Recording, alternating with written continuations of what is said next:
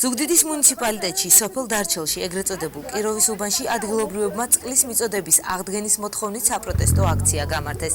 რამდენიმე ათეულმა ადამიანმა წყლის 50 ტონიანი ცისტერნის დაჭრა გააპროტესტა. აქციის მონაწილეების განცხადებით ცისტერნა 2 თვის წინ დაიჭრა და 1 დღეში გაიყიდა. მათივე ინფორმაციით წყლის ავზის დაჭრა და გაყიდვა ორგანიზაცია ქალები მშვიდობისათვის წარმომადგენლის ლალი ანთიას ორგანიზებით და გამგეობის სამსახურის თანხმობით მოხდა.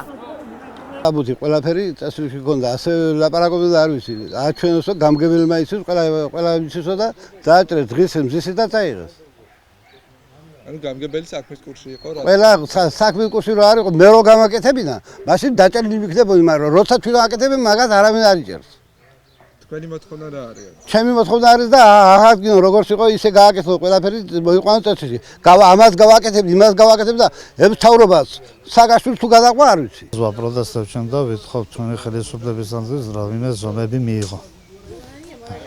დაკვეთით არის ლალი ანთიას ხალხმა წაიღო ეგი. კიდევ ვინ იყო, ვინ ფიგურირებდა? კიდევ არ ვიცი ვინ ფიგურირებდა, ძალიან ფიგურირებდა ლალი ანთია. თვითონ მოვიდა ეს ქალბატონი? არა, თვითონ არ გამოჩენილა. მანქანაში გამოუშვა, მოჭრას და აიღეს.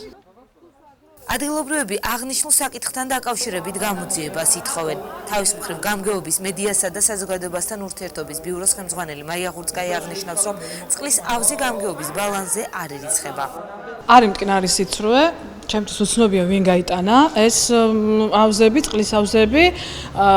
ეს წყლის ავზი, რომელიც დარჩელში იყო განთავსებული, არ არის გამგეობის ბალანსზე, გამგეობა არ არის კომპეტენტური გასცეს რაიმე განკარგულება, არც ესეთი განკარგულება, არც წერილობითი, არც სიტყვიერი გამგეობიდან არ გაცემულა.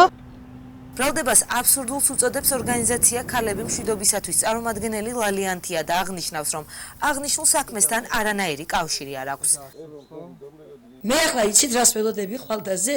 იქნებ გირგვლიანი ტკბილობაც დამაბრალონ და იქნებ კადაფი მე მოვკალი. აი ამას ველოდები უკვე. ახლა თქვენს ეს არ არის საბუთი და დოკუმენტი. ყველაფერს ჭირდება დამაჯერებელი საბუთი, რომელიც ლაპარაკობს სიმართლეს და რომელშიც წერია სიმართლე. ადგილობრივები მთავრობას წყლის პრობლემის მოგვარებისკენ მოუწოდებენ. წინააღმდეგ შემთხვევაში საპროტესტო აქციების გაგრძელებას გეგმავენ.